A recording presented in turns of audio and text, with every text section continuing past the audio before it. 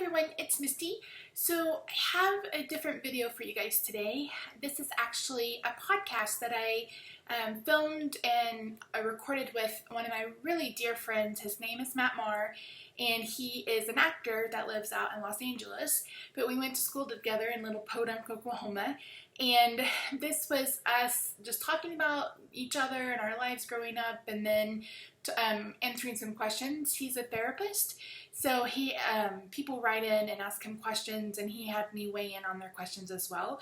So this video is very, very different than what you've seen from me, but I think it's important that you guys see it, just because it's me and it's raw and unedited, and I feel like, you know, as my channel grows and I don't get to interact with you so much on a personal level, that it's important that you still get to know me personally and get to know my life and my struggles and what I go through every day. So, you know, don't judge me.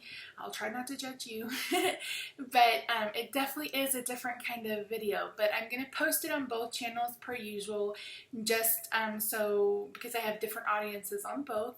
So if you see it twice, you know, you don't have to pay attention if you don't want to.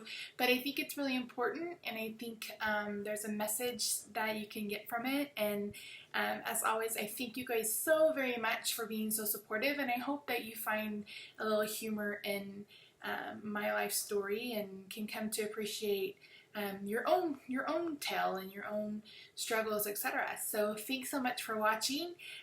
Make sure you leave me a comment, and I'll have all of Matt's information in the description box below. Go show him some love. If he looks familiar, if you saw the Hotels.com commercial last year with the guy that locks himself out at the hotel room, and he has a day, I think he has Wednesday on his bottom, and Janice is like, "It's Friday," and he's like, "I know, Janice," and he walks away. That's Matt. He's actually been in several commercials. He was in a Tide commercial, he's been in a KFC commercial, he got to sing with Justin Timberlake in a Target commercial, so he is making his path out there in LA. So enjoy, and I'll talk to you in the next one. Bye for now. Yay, what? Hello, it's a podcast. Hello, everybody. I know I'm back after a break. Welcome, everybody, to the Dear Mattie Show. This is Matt Marr. This is an early Monday morning because I'm talking to the Central Coast. It's not a coast. It's in Texas. I'm talking to my friend Misty Levine. Levine? How do you say your last name? I should have asked this before. Levine. Misty Levine. Like it's spelled like Avril, but pronounced like Adam or Avril. Oh, okay. Misty Levine, who is known by many people in the crafting world and oh my God, you do so many things. We're going to get into that as a Jolly Fat Elf. I mean, I think I will post a link to the video of when you sent me a Christmas. Oh my God, you should. It's so funny. The best ornament ever. And we'll talk about that later. But I love this, that I think maybe you're the first person that I've ever interviewed on my show that I went to high school with. I think you're the first. Very interesting. So like we've actually known each other for, oh my gosh. I mean, I think we became friends more in like high school because we did speech and drama together. But I've known you since I was like 5. Right. I've been out of high school for 20 years, so let's not name any more numbers higher than that. 20 years ago, I graduated 20 years ago. That's the only number I want to hear. I don't want to talk about. I'll be 38 in April, and I'm like, how am I 38 years old? I turned 37. No, the year I turned 36, one of our friends posted that she's like, "Oh, you know, happy! I can't believe I'm 36," and I was like, wait a minute, that means I'm about to be 36, and I thought I was turning 35, and I was like, oh my gosh. And my husband's like, what is the matter with you? I was like, I'm turning 36 and I thought I was going to be 35. I think we just forget. Like, that's crazy to think about. When I was 36, I thought, I've been driving for 20 years. Driving. Yeah, it's crazy. It seems like I just got whatever. I know people young are listening and they're like, I don't understand. But I have someone that works for me that's 25, and I'll make references to something and she just looks at me and I'm like, oh, you're so young. I know. I know. My boyfriend's 31. So even that's not that much of an age difference because I just turned 37 actually. But still, I'll say things and he'll be like, "What?" I don't know. But all right. So don't bring up any of my horrible high school stories and middle whatever you know. I can't talk about when your brother shaved your eyebrow off. Well, actually, my brother and I talked about that on the podcast. I think we did. And it's funny that you didn't even know this, that a lot of people don't know that actually I'm the one that shaved my eyebrows. Oh my word. I was vain and bored. And I was bored and my brother was with his girlfriend and they were like watching a movie. And my mom was doing like bills and my dad was watching TV. And I honestly just wanted somebody. I was like, let's play a game or something. I was bored at home. And you know when it was like 7th grade and you know when you don't have a car so you can't go out and drive it. It seemed like all my friends were doing something. My parents didn't want to drive me anywhere that night. And so I went in my parents' bathroom and I noticed they have like a little buzz cut thing or I don't know. Whatever, a little hair trimmer thing. Yeah. And I looked in the mirror and I went, oh, one of my eyebrows is longer than the other one, which most people if you really look at your eyebrows, they're not going to be exactly symmetrical. But it's like your arms or your legs. One's a little bit longer. So anyway, so I trimmed one and then I trimmed it too short. So I trimmed the right one and it was, now the right one was shorter than the left one. So I kept trimming and trimming and trimming until I finally had like maybe a half an inch at top worth of eyebrows. And I thought, well, that looks stupid. So I'll just shave them off and nobody will know. And then I shaved them off, and I looked like this is terrible. And so I don't mean to offend people, but I looked like I had chemo or something. I mean, that's what it looked like. Like I looked just weird. Yes, weird. And but I looked even weirder because I still had like a full head of hair on top. So anyway, I walked in, and my brother's girlfriend at the time, Amy Christian. Yeah. She just looked at me. She said, "What's wrong with you?" And I started to I was like, I think I messed up. And I told them what I did. And my family was very supportive and all laughed hysterically for about 30 minutes. And then my brother said, you know what? People are going to make so much fun of you. I'm just going to tell people I shaved your eyebrows off. Oh my word. That was so nice. So that is like anytime my brother wants to pull a favor rank, he reminds me of that. So that's funny. Well, at least you were in 7th grade because I started doing my eyebrows because about 6 months ago, it was about 5:00 in the morning. I would use Nair just to clean up underneath it. I wasn't paying attention and I got rid of half my eyebrow. Oh my gosh. On both sides. So it was like eyebrow, no eyebrow, a little bit of eyebrow. Has it grown back? I had to learn. Oh yeah, they've grown back now. I just kind of fill them in. But I had to learn how to draw on my eyebrows for a good 4 or 5 months. It was pretty crazy. Eyebrows to me are one of the harder aspects of makeup. It takes a little time to get it to where it looks natural. Right. So yeah, and I mean, it used to take me about an hour to do my makeup if I was drawing on my eyebrows, but now I'm like a good 20 minutes. They look great now. You look great. I'm like up here at 7 a.m. Like you're all makeup fresh with your Wonder Woman shirt. I love it. So, and this episode probably will premiere on the day of, as you're listening, everybody, I will be seeing Dawn of Justice, Batman versus Superman, and I'll be excited, but I'm so worried. I just feel like this is a prequel to Wonder Woman. Like I don't let Batman and Superman duke it out. I give no shits. I'm just ready to see Wonder Woman. So I'm excited. Wait, how can you give no shits about Henry Cavill? He is pretty hot. He's really hot. My God. Did you ever watch him in The Tudors? No, I heard you see his butt in there. Oh my gosh. He's my free pass. He's a beautiful, beautiful man. I am excited to see the movie. If your husband's listening to this. I need a moment. I need a Henry Cavill Do you need a cigarette? You don't even smoke. Oh my you just need to calm down.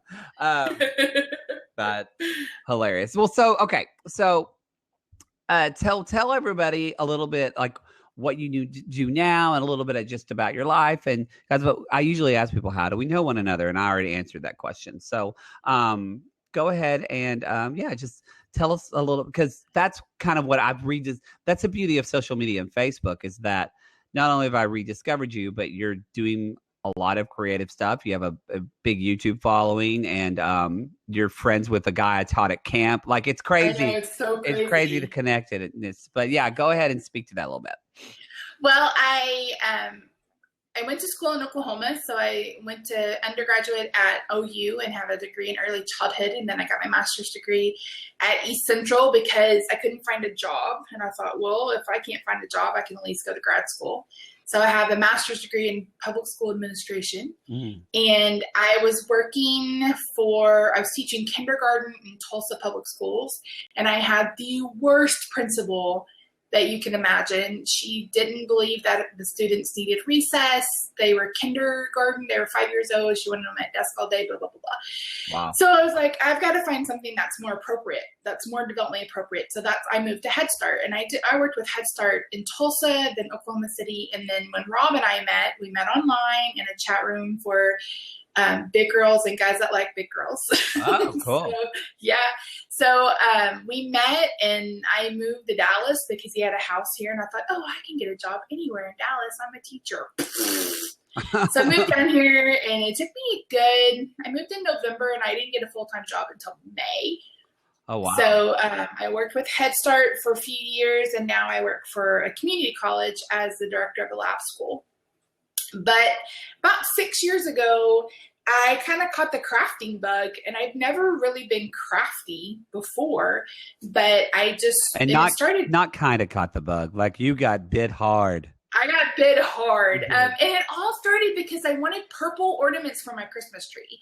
And this is before purple was a popular color. Now purple's everywhere. It really was like, I know my friend Allie Velez, Dear Mattie show number, I think 2, she just had a purple and gray wedding. And I remember thinking, that's going to be hard to find those colors. And it's everywhere now. But even like 4 years ago, it was nowhere.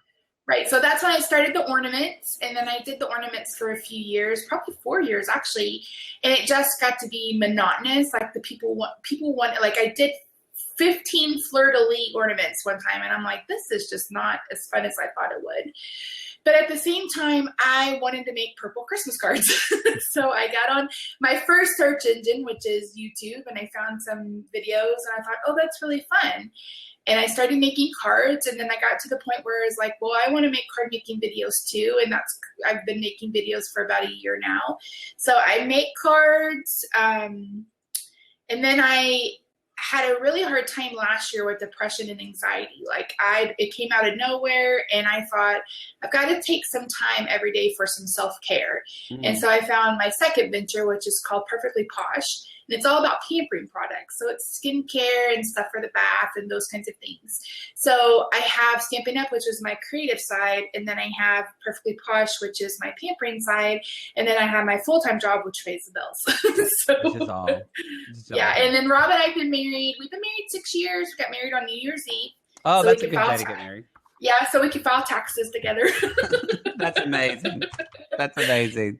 And we've been together since then, and he is April 3rd will be our 7th year together as a couple. Oh wow! We met online, and he's 14 years older than me, so I tell him he's kind of pervy because he was, had graduated high school by the time or was getting ready to graduate by the time I was in kindergarten. That's hilarious. That's hilarious. Yeah. So, and we adopted a cat, Roxy, and you just got Roxy, right? Yeah, we've had her 2 months, and people think that she is Grumpy Cat Jr., but she does have the grumpy face. Oh my gosh, she has RBF. So it's so good. But I'd been talking about it. And one day Rob's like, well, why don't we just go look at cats? And I was like, okay. So we didn't find one we liked. And then we got home, and I started looking at the shelter, and there she was. And I was like, oh, that's my cat. Is she acclimating well? Oh yeah, absolutely. She loves us, and we love her. She's right here on my desk beside me right now. She wants to be by me all the time, which I really love. So yeah, maybe I'll get her on camera. But she doesn't like to be held. Like, she's not a lap cat. She just likes to be by you. She just likes to be by me. Yeah. Oh, that's Sophie is. Yeah, that's really about it. I don't have any kids. And No, you've got a lot going on because, for instance, like the way you calendar is amazing to me. I can't, like, you've opened one up. of those planner people. So let me give a little bit of, because I don't know how much of my listeners are quite accustomed to this. Like when you say videos, like there's this whole world. I think it's like it reminded me of like video gaming. Like people don't realize there's this. I mean, that's what most of YouTube is. It's like video gamers, Right. and a lot of people don't know that. And when I first discovered it, I was like, wow, this is a whole thing. But this is a whole thing with the crafting world that there's which is great. I think YouTube is the perfect medium for it. I was kind of like, wow, I'd never thought about that. But there's so many videos of, I'm telling you, if you're listening and you have an idea of something, a do-it-yourself project or crafting that you want to do in your house, just Google it on YouTube because it's going to be there. Like Right. your videos, you definitely are like starting, like, you take this blank calendar, it's just 2 pages, and then you, like 20 minutes later, you have like, it's a piece of art. It's like, yeah, I really enjoy that. And it's so funny because I think we're moving back towards a pen and paper. And because everybody's like, well, just use your phone. Well, my phone doesn't always, work. Like sometimes I can't even get it to ring, let alone, update the calendar. So, and there's something just kind of cathartic about playing with stickers. I mean, I'm 38, almost 38 years old, and I play with stickers once a week. And I had my own sticker shop, but I was like, I don't need one more thing on my plate. oh, let it go. But, it's just fun. I enjoy it. It's just so much fun. And so many people, are like, oh, I love that. And, oh, what, you taught me how to plan? I'm like, planning is just organizing your time. But it's really, I mean, if you go to YouTube and you search Plan With Me, you're going to find thousands of videos of people planning and decorating, either, an Erin Condren planner or, like I use a A5 binder, so like a KKK or a Filofax or something like that. So it's kind of weird how it goes in cycles like that. So, well, I think it also reminds me of, I use my phone because it's just, it works for me. But at the same time, when I saw you do that, I thought, I'm a very visual learner though. And so I actually thought, I think that what's cool about it is that it's recognizing that some people, like, technology doesn't, it's just with words and I was, because I'm borderline, not borderline, but like I'm a little bit dyslexic. And so sometimes, like, having visual aids of pictures of having a sticker of a laundry machine on laundry day, that actually will help me right. remember. Because I thought, it reminded me when I did have a written calendar, there was something about writing it down. I remembered my schedule in my head more. And now I don't remember I cannot tell you what I have planned for tomorrow at all. But I just know that it's in my phone or on my Google Calendar. And I thought, oh, that's a difference of way where, I don't know. I'm not an expert. Well, I guess I am an expert. I have a degree in psychology, but I'm not an expert on this.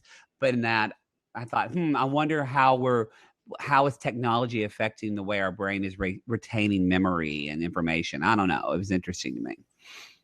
Yeah. It's fun. You should try it. I'll send you some pages and some stickers. So, my boyfriend's going to be like, what are you doing? I'm like, I'm calendaring. Back off. I'm planning my life. Rob does it. I got Rob into it. Oh, really? That's hilarious. Yeah. I love it. I Yeah. love it. Now, something else I wanted to talk about, and I hope it's okay. If you don't want to talk about this, we can edit it out. But you talk about it publicly on Facebook and in your YouTube videos. And I think it's something that a lot of people will relate to, is that you and your husband, Rob, have, like, really, I mean, you just recently paid off all of your credit card debt.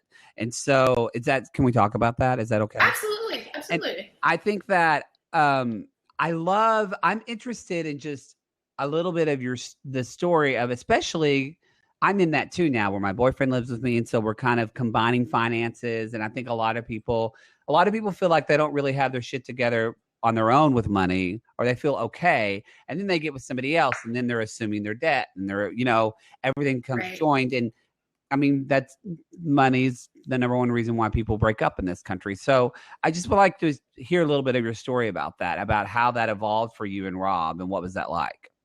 Right. Well, Rob lost his job 3 days before we met. In fact, Wow. when he called me and told me he lost his job, we were meeting that weekend.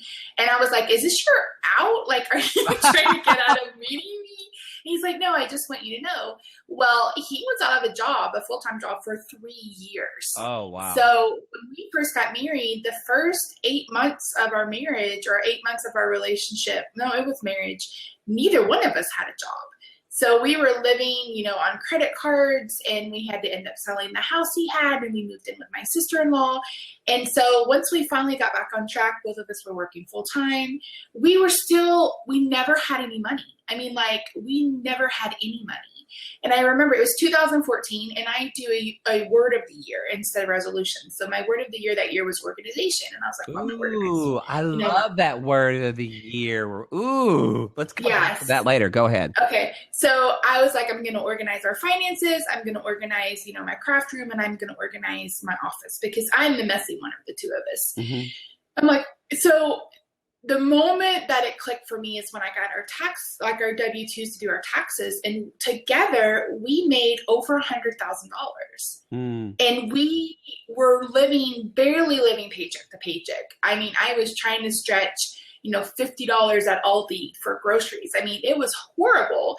And I was like, what the hell? So I was like, I'm going to come back to this. I can't handle it right now. I have to say, I literally just did my taxes.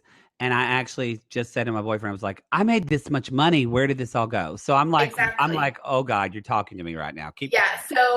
So January, I didn't do anything about it. February, I didn't do anything about it. So March, I sat down, and I found on YouTube, because that's what you do, a zero-based budget. And this guy explained it so well. And Dave Ramsey has kind of made it, more popular, the envelope system and everything. But you make your money work for you. And so I sat down and figured out our finances, and I was like, where's our money going? We spent $400 on eating out the month before. Oh, wow. $400 for 2 people. And I was like, this is not going to work. So I just sat down and I figured out all of our finances, and we were probably, without our mortgage, we were over $125,000 in debt. Oh, wow. And that's without our mortgage. And I was like, this isn't going to work. We're going to have to get this paid off. So I started doing the debt snowball, which is you pay off one small bill, and then the next month everything goes to the next bill, and you pay the minimums on everything else. And we started doing that. In the first 3 months, we paid off $8,000 in debt. Oh, wow. And then it just kind of went from there. And this is our second year. We just finished what I called our Big Daddy credit card, which is the Visa. We owed $15,000 on it when we started, and we just paid it off. But, so it's just, thanks. And every extra penny that we have goes to our debt, but we still do things like we still go out to eat. Like I said, a budget. I do a grocery budget, and I actually have a video on my channel that walks you through how I set up my budget. Oh, really? But okay. Because I'm not the type of person that can quit everything. Like, I can't give up cable and internet. Well, I can't give up cable because my husband has to be able to watch sports. Because if not, he would drive me crazy. I just got cable for March Madness for my boyfriend, so I get that. Oh, yeah. So, and so I wasn't going to cut out cable. I wasn't going to give up the internet. I knew I wasn't going to cook every single day. So we use cash. We use cash for everything. And once the cash is gone, the cash is gone, and you don't do anything else. And it's hard. I'm the spender. I had to give myself an allowance, because if not, I would just, you don't think about that debit card or putting in that number. But when you have physical cash in your hand, it hurts to spend that cash. You're like, oh, I don't want to spend this cash. So it's taken a while. And Rob was like, we should get on a budget. Well, I was never taught how to budget. I mean, both of my parents, neither one of them handle money very well. So I come by naturally. Well, I don't think my parents do handle money pretty well, but they still didn't teach me how to do a budget. We're not taught that. I'm like, why isn't this a class that we're learning in high school? Exactly. And that's the thing. Like, Rob took on my debt, even though I had filed bankruptcy. I filed bankruptcy in 2003 because, you go from being a high schooler who has to have permission to go to the restroom to this college student with no nobody watching over you. Yeah. And here, sign up for this credit card and you'll get this free t-shirt. Okay, let me sign up for that credit card. Yeah, I know the t-shirt, you yeah. those traps on campus, credit card people on campus and all sorts of things, which I think should be illegal, but whatever. So I was of the thought that if you had money left after you paid your bills, then, it was, you do what you want to with it.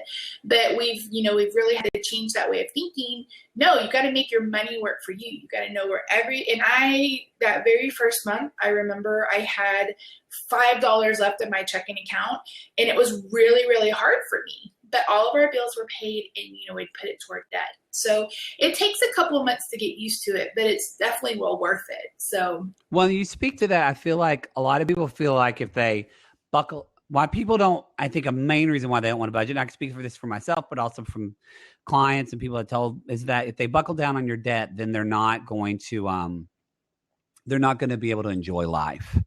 Yeah, no, you just have to budget for it. Like, we're going on vacation in September, and we figured it'll probably cost about $3,000. So I'm putting, $500 away every month.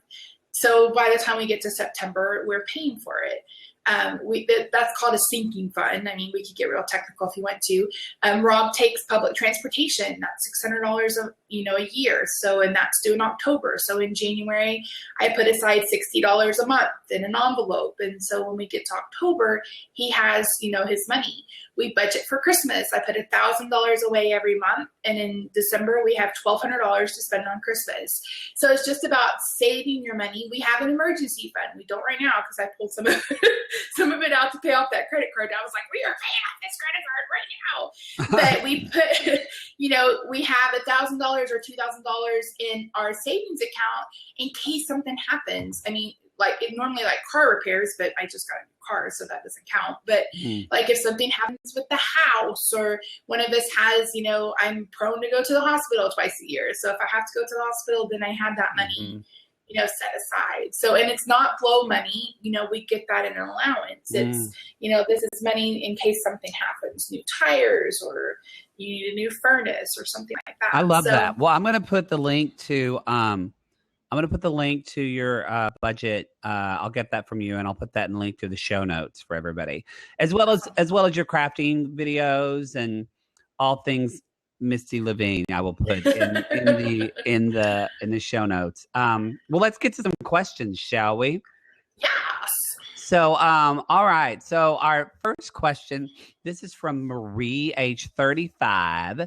And she says, Dear Mattie, I'm a professor with an MA or a master's and an MFA. So that's a Master of Fine Arts. So I'm a professor with an MA and an MFA in creative writing, which means I'm also a writer. After grading for hours, I sit at my laptop for more hours, writing, revising, and submitting for publication.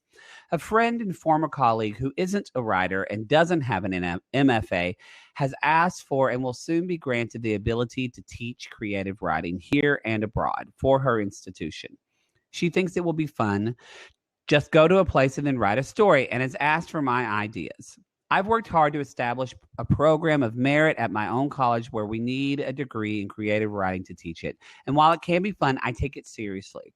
I don't agree with that my friend and her program I don't agree with what my friend and what her program are going to offer. I find it kind of insulting. Should I tell her this? If so, how?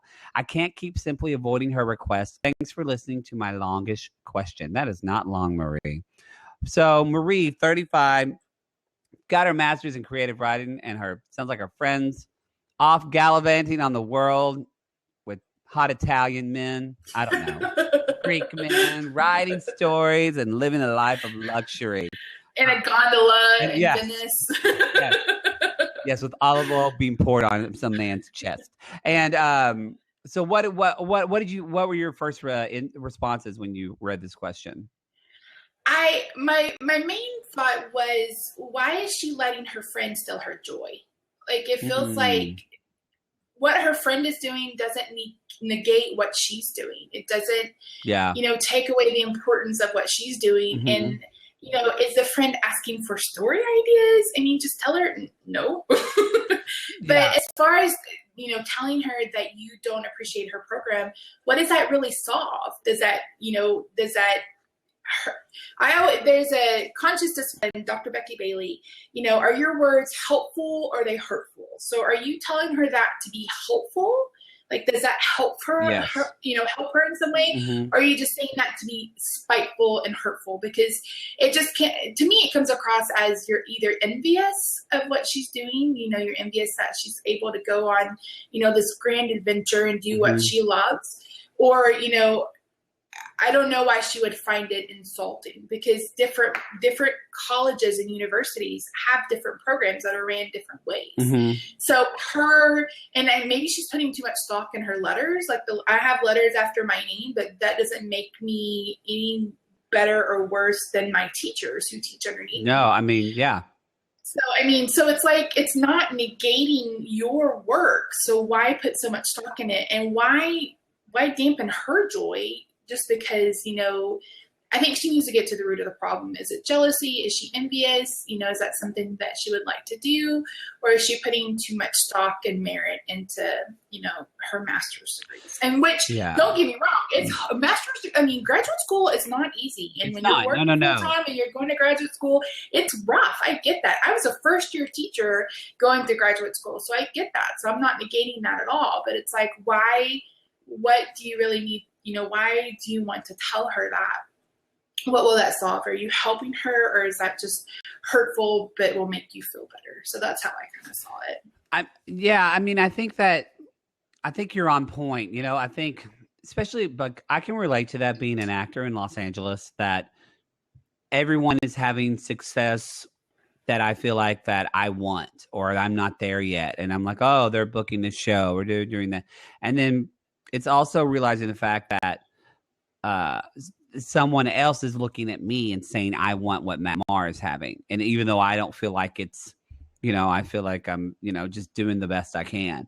So for Marie, I think you're right on that. It's one of my friends, Dawn McCoy, who I've had on the show a couple of times. She said she has kind of a guru that she goes to, and she says often, if you spot it, you got it.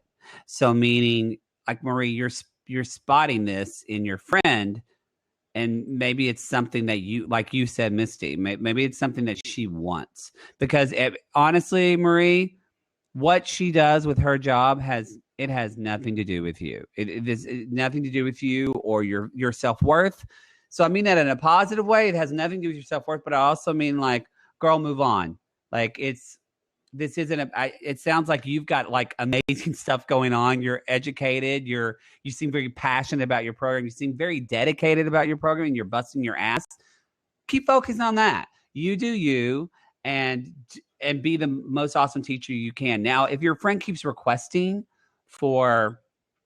I get that. I feel like there's been some people come to me and they say, oh, I want to start a podcast.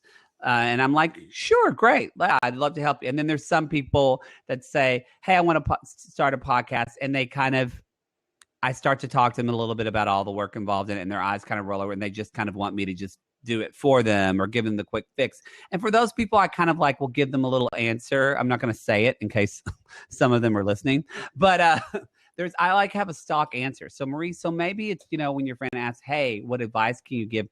Maybe you can give her or him, I think you said her, maybe you can give her like just one answer of, kind of a general life advice as a teacher. And then you could follow that up and say, whatever is comfortable for you. Don't lie, but you could say something, I've said this before with podcasting. I've said, there's a lot of rules about podcasting, and you should try it this way or that. And I know for me, it was just kind of taking in all the information that I can and then deciding on what fit me best. And I don't want to tell you what to do. And so maybe it's giving her some type of advice like that. So that way I get it. So you can get her off your chest, because maybe this wouldn't bother her as much if her friend wasn't asking her all the time for advice on how to be a teacher. So, and I get that. I get that, Marie. You don't need to be her teacher. You don't need to be her lifeline. And I think there's just a nice way of saying that. Unless you want to, if it really bothers you and you want to talk to her, but I love what you said earlier, Misty, that, because I've said to clients a lot, I say, if you're upset about something, you need to figure out, if you talk to somebody, what is the response you want? What is the hope that you want in talking to someone? If the hope is that you want to have a better connection with someone and you want them and you want to understand more about where they're coming from, if you want to, then that's a good intention. But if you want them just to know that you're upset, or you want them to know that you're right, or that you're doing better than they are, or that you are whatever, if it's about you and that's the reason why you want to talk to somebody, then you don't need to talk to them. That's if you don't want, if they're like, they need to know that I'm upset. No, that's not going to facilitate a helpful conversation at all. And don't let what she's doing negate what you've worked so hard for.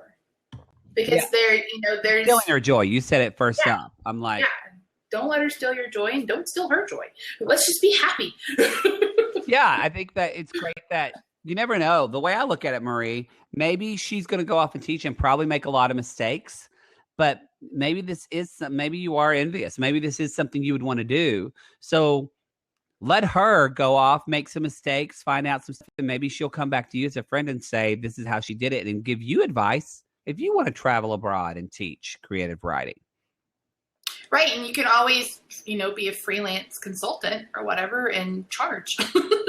Yeah. So, so I hope that helps, Marie. I know we didn't necessarily, I don't think, agree with where you were. I agree. I think that we think that you're, honestly, I just think you sound like a great person, Marie. I just think that you got bigger fish to fry, girl. So, now I want fish. Now I want Long John Silver's. Or scallops. Long John Silver's. You remember I worked there for like 4 years. Did you really? Oh, I forgot you did. Yeah. I just feel like, did that ruin Hush Puppies for you? No. It ruined. It didn't ruin anything. Okay. Oh, good. Clearly, it didn't ruin anything. Clearly, it didn't ruin anything. All right. So we've got another. I've got 3 questions. We might just two because we've been chatting a lot. I love it. We've got stuff to talk about. But so let's go into this next question. We're getting political on the Dear Mattie show. Oh, Jesus. So you know how I get, so I'll do my best to tone it down. I'm seeing on Facebook like I unfriended 4 people today. It feels great. This is from Denise, age 34. And Denise says, Dear Mattie, so I'm finding out via Facebook that my friends and I have strikingly different political opinions. I can't stand Hillary Clinton, and I'm assuming you probably like her, so sorry. And yes, I'm a Trump supporter. Many of my friends think I'm crazy. Anyway, the point of this question is I feel like me posting Trump articles and my friends are posting a lot of Hillary articles, and it's coming between us. I want us to be able to differ but get along. How do I make sure we all get along and respect one another? This is from Denise, our Trump supporter, age 34. Well, bite my tongue and call me I don't know what. But I'm just going to be blunt. I hate Trump. I have deleted everybody on my Facebook friends list who has either liked or posted about Donald Trump. I just saw this morning there's just some more missiles fired from North Korea by South Korea, and I'm thinking, and we really want this person to be our president to navigate this. When it comes down to, and I'm not a Hillary supporter either. I mean, I may vote Bernie, but to me, I hate politics. But yeah, I'm not really a fan of that. We're talking about a person. This isn't political. Is a hate monger. Yeah, he's racist, and if I have somebody in my life who's okay with that, then that's a moral and ethical and core value thing for me. And I refuse to be friends with somebody who would want another person to be treated like that. It's the same thing when, all the gay marriage stuff first started. And I went from like maybe 450 friends on Facebook to maybe 150 because I know in no right does my skin color or my sexual preference or my orientation make me better in any way. And everybody on the planet, regardless of, if they're gay, lesbian, purple, polka dotted, yellow, whatever, we all have the same rights. We should have the same rights as a human being. Yeah. And when you support somebody who thinks that people need to be assassinated. And, you know, we're talking about racial genocide. Hello, we're talking about 1940s. And that I just cannot be friends with somebody either online or real life who supports that type of thing. I just don't have any room in my life for people who are hateful. Well, I think that's a big where a lot of the divide comes. Where, yeah, I'm admittedly a Democrat and I'm a more liberal leaning person. That said, I don't think I'm not one of these Democrats that thinks like George W. Bush is a terrible, terrible, horrible person. I just think it's all politics.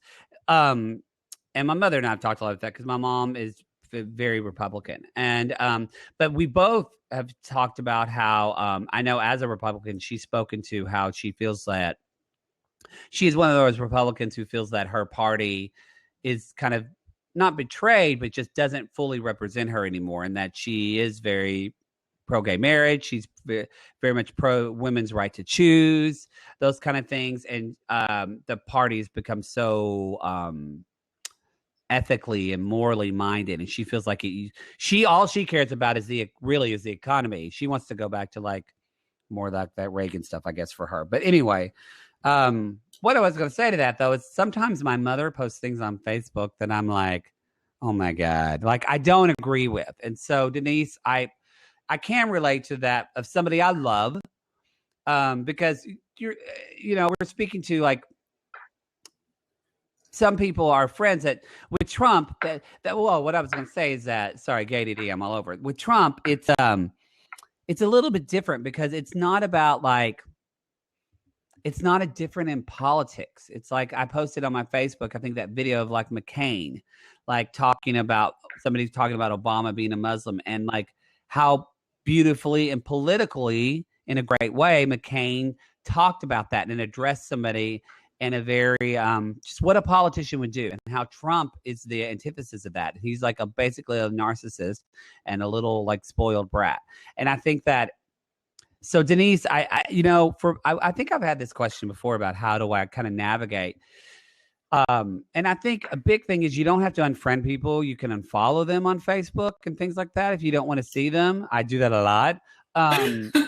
But also too, Trump is different, Denise. And I'm just going to call this and say, if you agree to stand by somebody like that, you do have to respect the consequences of your actions.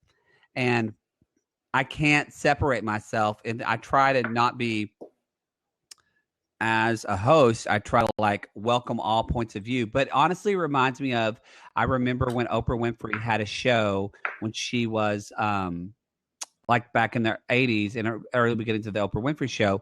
And she actually had racist, like neo-Nazi people on her show. And she had them because she wanted them to like, she was hoping that either it would give them a change of heart, that they would see that what they're saying is hurtful and what it is wrong and blah, blah. And she said, I realized during halfway through my show, I was giving them a platform to promote their agenda. And I feel like that's what people with Trump, they don't realize that we're just giving him a platform to promote this hate speech. And Denise, I'm sorry, but I feel like if you said you like Kasich or Ted Cruz, Ted Cruz is like, has crazy conservative thoughts and combines religion and politics, which really bothers me. But if you said that, then I would say, people, that's just a respect and differences.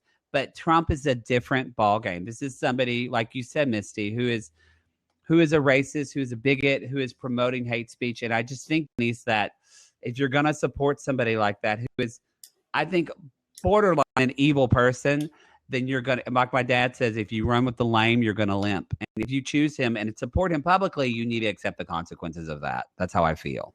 Right. And just keep politics off Facebook. Maybe you don't, you don't need to. I try not to post a lot of political, if it's about gay stuff and human rights or like some things that like Black Lives Matter, that kind of stuff doesn't feel political for me. That feels more human rights or, but Trump was really the first person where I like full on was like, I just want people to know that because we're from Oklahoma. I know that there's my brother's neighbor. They have like a down with Hillary, up with Trump sign, like right on their front yard. I honestly want people to know that I think one of my neighbors who said, like, I posted how I think you think I'm a bigot or a racist, and I'm like, a little. And it's so funny to me that he is a black man who loves Donald Trump, and I'm like, I don't. Well, it's like Christians too. So many Christians are flocking to him, and I'm like, he's so against the teachings of Jesus. He is the most unchristian president. He is. I will say this: Donald Trump is the most unchristian candidate we have ever had in the history of presidential candidates. And I'm not an expert, but I will vouch that is 100%. I mean, an atheist is more Christian. A kind atheist is more Christian and Christ-like than that man is. Right.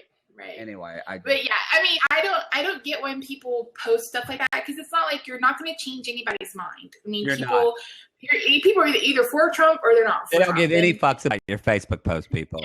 So, and except for me, who I'm like, thank you for letting me know that you're a racist bigot. Delete. Yeah, thank you. Well, maybe I feel bad for my questions today, because I feel like both of them asked questions kind of a little bit wanting validation about what they asked, and we're like, no, you're sorry, just, not getting it today. So I think, Denise, let me try it, because I do appreciate that you wrote in. How do we are able to differ but get along, and how do we respect one another? And I think, Denise, that's a two-part question. As far as respect, I don't think people are going to respect you if you're voting for Donald Trump. I think if you other Republican candidates, that's different. But I think that you're going to get it. That literally is for a lot of people. I'm not saying, I know you don't feel this way, but some people feel that when you say I support Donald Trump, it's the same as when people said I support Hitler. And I know that might seem dramatic to you, Denise, but some people feel that way. So you need to know that some people will lose respect for you for that. But as far as like you said, Misty, I think that, Denise, if you want to get along with your friends, maybe you need to comment on cute pictures of their kids and ask what's going on in their life, and not, talk about political conversations. I love my mother. We talk about a lot of things. We necessarily don't talk about politics. It's not something that we don't even necessarily have fights about it. We just kind of go, I roll my eyes at her and she rolls my eyes at me. So, and that's about it. That we still, it's just, you don't need to share everything. Remember that during the last election, there was, I think you're the one that sent it to me, there was a Google plugin where you could type in words, and if those words came up in your Facebook feed, they would put a picture of a cat. Oh, instead. Yeah. Do you remember that? I'm like, I need that. Yeah, I need that again. I need that. Because we're still, 7 months from the election, and this has been going on for, the last year, and it's just like, at this point, it's out of our hands anyway. It's out of, it's like, just Jesus, take the wheel. Yes, Lord, please. Lord Jesus, please. Please. Take the wheel. Take the wheel. Oh, my word. Well, so sorry, I'm going to skip that next question, but that's all right. I need questions for next week's show, by the way. So if you have a question and you feel, if you want us to basically not agree with you, go to Dear Mattie. You want zero validation in your zero life. validation for your life. Hey, truth talk. We keep it real. Go to DearMattyShow.com and you can ask a question. You can also sign up there for the newsletter and stuff for the show. So let's move on to a celebrity shit the bed, where we're talk about some things going on in the pop culture pantheon. So what's on your mind this week, Misty? What did you want to bring up? Well, I know we had talked about the thing with the plus size supermodel. Oh yeah, we tweeted, we texted about that. Yeah. Who doesn't want to be considered? Who doesn't want to be called plus size? So so fill people in about that. And also, I love that because you are a plus size girl, and so you definitely own it, and you definitely I feel like I love that. It almost reminds me a little bit, and you can speak to your own story, but I always say that when I'm growing up, I thought being gay was the biggest problem in my life. And now that I am very out gay, it's like one of the things that kind of has saved me, or it's like part of my identity. And it's one of the things that I love about my life. And so I don't know if being bigger has been that way for you, or how your experience has been with that. Well, I think because I remember, honestly, not to interrupt, but you're such a strong person now, and I remember people making fun of you, and like I remember hearing, I remember my whole entire life. Yeah, my whole entire. I mean, it started in kindergarten, and with the love of my I loved him from kindergarten until we graduated high school, calling me Big Apple. And I remember him getting licks for that because that's back when, they have corporal punishment. Yeah. But I've literally been fat since I was 5 years old. And my mom told me that there may have been some, sexual misconduct by a babysitter's son or something. I have no recollection of that. But there was a time, 4, I was fine. 5, I was fat. So, and I think I remember that maybe I weighed 130 by second grade. I mean, I've always been really big, but I feel like where we go wrong as a population and as, I'm not a parent, but whereas some parents go wrong is they write the script, they write that internal recording where they tell their child or say things about themselves that they hate, they hate the way they look, they hate their size, and they put this emphasis on, being thin or being different or, looking a certain way. I was on my first diet when I was in second grade. Diet pills. My mom was giving me diet pills. Wow. And then when I was in 4th and 5th grade, she would send me to school with like tuna with mustard and crackers. So I felt like, I wouldn't eat because I've never liked tuna. I wouldn't eat at school, and then I would come home to my grandmother, who we lived with, who was a feeder. Oh, yeah. So, her love language was food. So she would, would feed me, and I would overeat, and that kind of became my, how I felt love and stuff. But it was always, oh, you would be so much prettier if you lost weight, or, oh, you have such a pretty face, or, oh, I couldn't wear normal size clothes and all these kinds of things until I graduated high school, and I got probably 19 or 20. And it's so cliche, but I had put my profile on Yahoo. This will date me. Said, I'm a fat girl, so if you don't like fat girls, kiss my ass and have a nice day. And I got this random message from this local guy, and he's like, well, what if I like fat girls? Can I kiss your ass anyway? And I was like, what? So I kind of got introduced to this whole subculture of, BBW, which stands for Big Beautiful Women, and FA, which stands for Fat Admirer. So, and it goes both ways. So there are women who like big guys, and there are men that like big women. And so we went out a few times or whatever, and one night we were going to be intimate, and I remember just the way he paid attention to me and the way he paid attention to my body. And the next morning after, we parted or whatever, I went and looked in the mirror, and I'm like, okay, what does he see that I haven't been seeing? Because all my whole life, it's like, oh, you'd be pretty if you're all the, this whole recording in my mind had been written. And he had a different recording in his head. He had a different recording, and it was like a light bulb went off in my brain, and I looked at myself, and I was like, I'm beautiful now.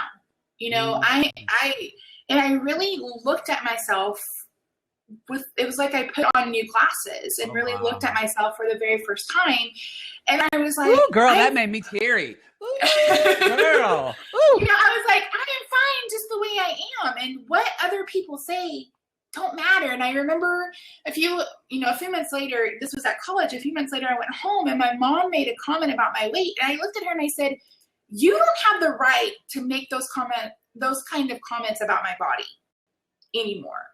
What my weight, my nutrition, all of those things are nobody's business but my own. And we've gotten into a society where fat shaming is like a sport. And we fat shame people who aren't even fat. Oh yeah. So it's like, but I lost my train of thought. No, I think that was a really powerful story. story. And it was like, and I feel like I went from this timid person who really questioned, my own self-worth, to looking in the mirror and finally not only liking and accepting what I saw, but loving. And I think you can really see that in the way my dress changed, because like I used to cover up as much as I could, and then I started wearing, not crop tops, but like tube tops, and showing more leg and showing more cleavage and stuff like that, and was like, really started embracing who I was. Am I aesthetically pleasing to everybody? Absolutely not. But that doesn't mean a hill of beans to anybody else but me and my husband. So it's my self-worth isn't defined by what I look like on the outside. And that's not an easy place to get to. That's a really hard place to get to. And I see that in my niece who just turned 10. She's like, well, my thighs are too big. And well, and I'm like, you're 10 and you're beautiful and you're perfect. Yeah. And so I really cringe when, I see people or hear people, especially women who are mothers, talk about what they hate about their body. We have a mutual friend on Facebook that we went to high school with who refuses to take pictures or have pictures taken of her unless somebody's in front of her, because she's ashamed of her body. I'm like, you've had 3 kids. That's a body that carried babies. You gave life. Yeah. Be proud of it. So, and people are like, oh, I'm just saying this, to help. No, you're not. No, anybody that offers advice to a fat person, I would say 9 times out of 10, it's because you don't find them aesthetically pleasing, and it has nothing to do with concern about their health, etc. It reminds me of that first question that we answered. It's actually not about them. It's your feelings of something that's uncomfortable or something that someone's triggering you and you feel like you need to comment on it. Right. And there's actually all this propaganda. I call it propaganda with the diet industry, which is like $100 billion industry, because they're telling you that you're not worthy enough. Even if you're a size 2, you're not worthy enough. So it's like, no, and there are people who are 600-700 pounds who are in fine health. I mean, I'm over 400 pounds. I have no cholesterol issue, no blood pressure issues. My poor husband, who is, the way he should be, he has serious cholesterol issues, and being fat doesn't cause diabetes. You have to have a genetic disposition. So I feel like as a general public, we just buy into all these food, these health wise, etc. And now we have an obesity epidemic. Well, I wonder why. We put hormones in our chicken, we put hormones in our beef. I can go to McDonald's and get, a burger and a fry and a drink for $2, but their salads are $7. So it's like, what are we putting? Yeah, that drives me crazy. Exactly. And so it's like, it's kind of like that movie WALL-E. Yeah, it is. Everybody ends up fat because we've created a society like that. I mean, kids don't, like that teacher, or that principal I had, kids don't need to go outside. I'm like, are you crazy? They need to go outside. They need to play. They need to be kids. They need to be exercising. They don't need to be, not only, I could go on a whole tangent off of this. Whoa. No, it's great. I think there's a lot. And even what I want to bring up 1.2, because so the model is, what is her name? It's Ashley something or other. I'm going to look it up because I should do this. Her name is Ashley Graham. So, and I'm not even doesn't even matter what size she is, because I don't want to play that game, but she's a beautiful woman. She's beautiful. She's a model. Right. So, but I know Cheryl Tiegs came out, who is John Legend's wife, and who is, she's a beautiful, quote, beautiful, aesthetic, whatever we say, beautiful woman as well. Her husband, I love John Legend. But anyway, so Cheryl Tiegs came out and Ashley Graham and said actually that she did not support her being on the cover of Sports Illustrated. And she said that because she feels like it's not about the way she looks. I feel like that we're promoting Chrissy Teigen. Thank you, Jazz Spill. Yeah, it's Chrissy Teigen. Did I say the wrong name? I think it was what's her name? Cheryl Tiegs that said it, but she's an older supermodel. Oh yeah, I said Cheryl. Thank you, Jazz. We're on Blab right now, so people are watching a video of us talking. They can comment and make it. So anyway, one of our watchers, Chrissy Teigen is the one married to John Legend. Chrissy but Cheryl, sorry. If Jake Anthony were here, he'd go, "You idiot! You don't know any names," which is true. I'm terrible at it. I'm terrible. So that one person said that one time. Which also and I'll talk about this later. But this video will be on YouTube. You look beautiful. I look terrible, but you look fine. Rewrite that recording. It's true. Rewrite it because we are on Blab. That this will be on YouTube for people to watch if they want to watch. So, but so anyway, Chrissy Teigen said that she didn't support Ashley being on Sports Illustrated. She felt like that's promoting being unhealthy. So I know you don't speak for all, people of shapes and sizes. So this is more about your own personal opinion, but how do you respond to that? Like, because have people told you like, I don't care about the way you look. I just feel like it's unhealthy for you to be this way. Oh, yeah, and you hear that all the time, especially with different commentators, etc. But you can have health at any size, and that's actually a movement. It's called HAES, health at every size, because I'm not any more unhealthy than a person who is a size 0, who's not meant to be a size 0, who's starving themselves to be on the cover of a magazine, who's living on, cigarettes instead of food. So, I mean, you can be thin and be unhealthy. I mean, how many thin people have heart attacks and cardiac disease and those kinds of things?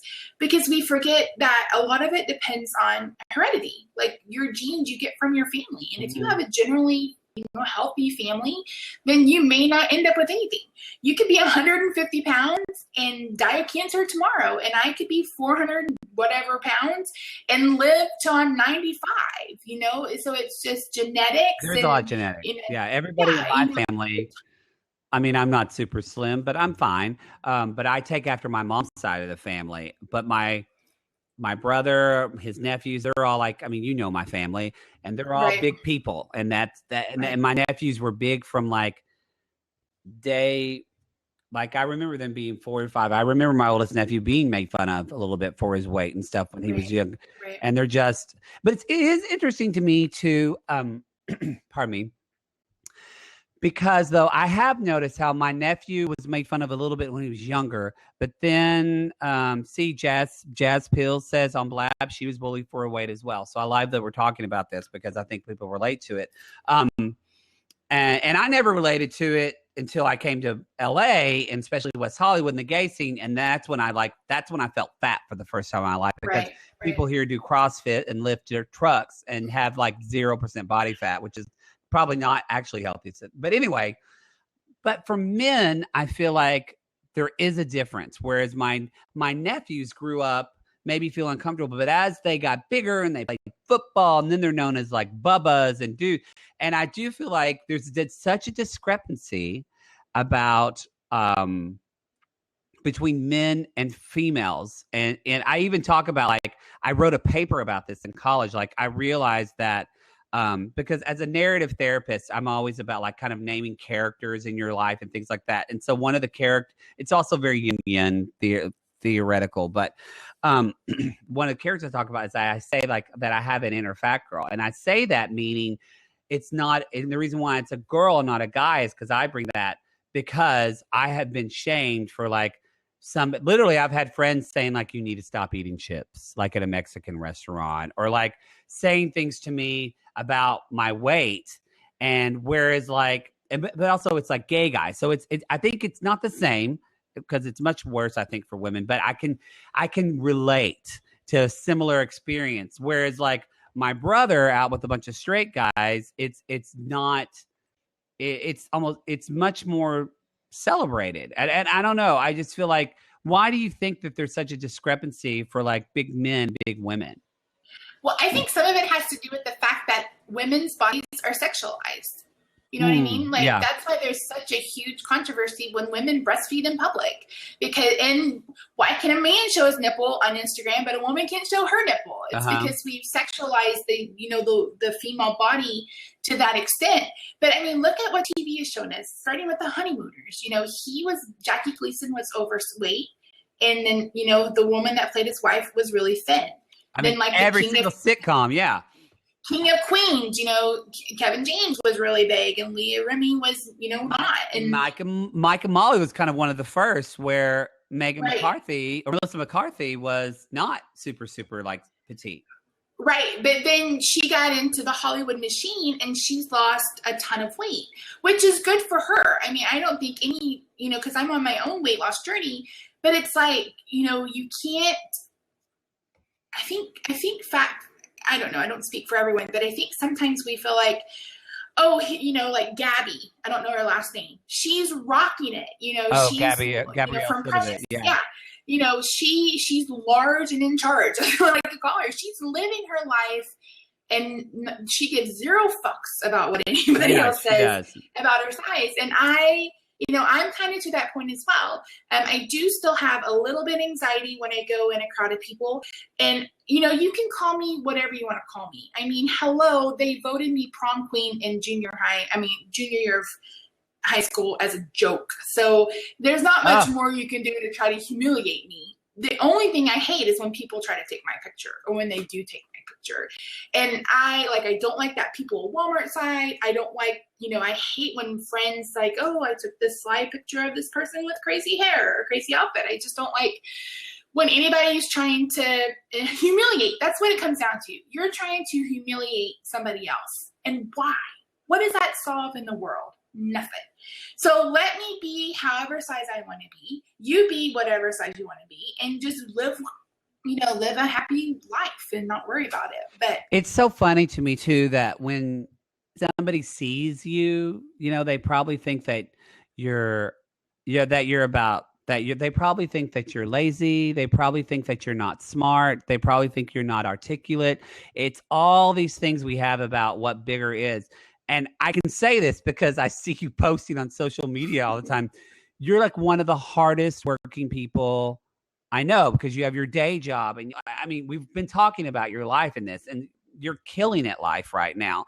And you're like, you give just as better advice than I do. And I'm a freaking therapist. You're not. So, I think that, I think see somebody's liking you right now. That's what blab is. So if you see, okay. I was like, there's somebody's face. People are giving us like hands up. Yeah. Yeah. So thank you, Dick Magnus. I appreciate that. But yeah, so I don't know. I love that, like that you're, I love that. I think that's the beauty of YouTube, is because I think little girls, if like one little girl stumbles upon like one of your videos, I think that would change her life, because she sees herself in somebody who's not hiding, who's not feeling bullied. I feel like that's what Gabrielle, I'm going to say her last name, or Sidibe, whatever. She's changing lives just by living her life in an authentic way. Right. And it's funny because I actually have two channels. I have my Jollified F channel, which is like my crafting channel. And then I started a channel called At Home with Misty. And it was more about documenting kind of like this weight loss journey that I'm not doing very well. But my very first video was it's basically 45 minutes of me crying and talking about, my anxiety and depression and those kinds of things. And I get emails every single day from women who are my size or a little larger or a little smaller, who just say, thank you for putting yourself out there. I think people like to see other people functioning well. Yeah. And I don't have it all together. I mean, I felt like I was going to have a nervous breakdown last year, but it's all about, again, it's just that I'm 38. I'll be 38 in April. I haven't talked to my own mother in 2 years, and I haven't talked to my father in about a year, because I got to the point where I was like, I cannot handle any more toxic relationships in my life. And I cut out people who were toxic. And unfortunately, you don't get to choose your parents, but my mother was a toxic person. And I don't have any friends in my life who would treat me as any less because of my size. And if I had those people in my life, they are no longer in my life, because I don't want any kind of that toxicity around. And like I said, I'm very lucky that I have a man who, enjoys the aesthetic that I'm in right now, but also supports my efforts into losing some weight. And it's not because I feel like I need to lose weight to get healthy or anything like that, although health is my word of the year for 2016. It's all about being, able to be more mobile and to get around better and to get where I was before. So I think it's just, I don't think I stepped into this thinking that I was going to be some kind of role model or anything like that. But if I can help just one person look at themselves and go, I'm worthy in what this is does not define who I am. So am I a fat person? Absolutely. Does my weight affect my life? I try not to let it. I mean, there are some things I can't do, like I can't go on a roller coaster. Not that I would. Mhm. You know, it's a little less convenient to fly. It's a little bit more expensive because I pay for that, you know, that extra seat and those kinds of things. But I think people just have to, you know, just be yourself and learn to love yourself for who you are and change if you want to, but don't feel like you have to change to fit some societal norm. Yeah. So hopefully that made any kind of sense. Yeah, I think that's a great note to end on that. I love that. I love that. If you're on Blab, I put the link to Misty's video. Some of you asked. I put the link to her first video in the notes. You can watch that. And I will. So tell everybody, like, first of all, thank you so much. I 100% I'm going to do another show with you because I just. Oh, yay. You're so insightful, and you just maybe finally when I get to Dallas sometime, maybe we'll do like a YouTube video because that would be awesome. I would love to do it with you, but also too in April, look out everybody because I'm launching Dear Mattie YouTube videos. So you can go on. I know I used to do Three Little Words. I love Three Little Words. I love Three Little Words too, but I'm just kind of carrying over the brand of what Dear Mattie is. And so I'll be answering it really is the same as Three Little Words. It's just me answering some advice questions. But I'm finding I like doing that with people as well. So I'm just kind of bringing on people and just little 2-minute videos. So be on the lookout for that. So tell everybody where they can find. Oh, real quick, Jazz Spills on Blab is asking, do you have a YouTube camera setup, Misty? That's what she's asking about your camera setup for YouTube. I don't know what that means. I don't know what that means either. I mean, I film, when you watch my crafting videos, you really kind of see my hands. And then if you can see behind me, I have studio lights, and that's where I film when I'm in front of the camera. So. Oh, fancy. I have those and I don't set them up. So you're more professional than me and I'm a host. Great. And Jasper, the lights do help. You can get a whole kit from Amazon if you want to do that. Oh yeah, it's really cheap. It's really cheap. So tell everybody where they can find all things Misty. I'm the Jolly Fat Elf everywhere. So the Jolly Fat Elf at Instagram, Twitter, Facebook, Pinterest, blah blah blah. All of that everywhere. And then so and yeah, and so if you're if you're interested in crafting, great. But if you're interested in just an awesome person, go to yourself because I love you. I love you. I think what you do. And I'll put the link of my even though you're not making ornaments anymore. I'm not making ornaments anymore. I'm so glad that I have my Wonder Woman because it's so fucking awesome. It is awesome. Beautiful. I loved it so much. So for the rest of you, you know that. Do we have to go? It's time to go. I know. Mama's got to go to work, unfortunately. So, but for the rest of you, you can find me at dearmattieshow.com. You can go to everything is the Matt Marr. So yeah, please go to dearmattieshow.com and send your questions. So Jazz Pills or Dep Magnus, you people on Blab. If any of you have Charles Bruno, if any of you have some questions that you need to ask for advice questions, go to the website. And that's thank you so much for doing this. I love that we just have reconnected in this way. I love it so much. Absolutely. Love it so much. So all right, everybody. So go to the website and do something for someone this week, and we'll see you next week. All right. Bye. Bye.